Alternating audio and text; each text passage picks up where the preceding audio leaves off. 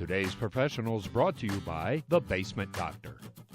Hi everyone, I'm here with John Clements, the Basement Doctor. How are you today? Great, good afternoon. Good afternoon. So, it's Ohio. And, you know, the weather is kind of all over the place. No. Yeah, just a little bit. No, it's not. We've gone from freezing to warm, back Didn't break to out the sunscreen freezing. last week or anything like that, you know? We might this week. Yes, I tell you.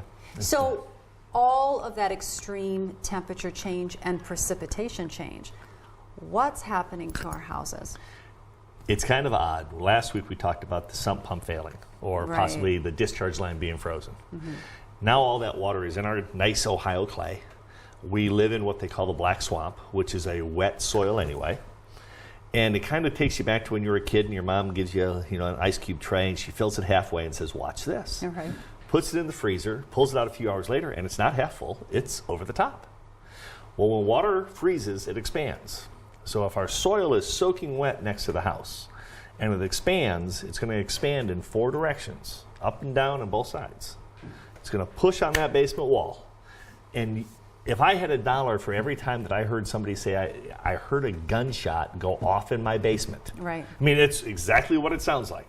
That basement wall snapping, and that wall starts to bow in. And people walk down and go, oh, look at that. And there's a crack running the whole length of the wall. If that happens, call now. It's a lot cheaper to catch it early than to let it go and wait. Because what's going to happen is that wall is going to keep moving in. Just gradually over time, it's going to keep going. Okay. And we can fix it. And free consultations. Free consultation. Okay. Every day. Great. Thanks, John. Thanks, everyone. We'll see you next time.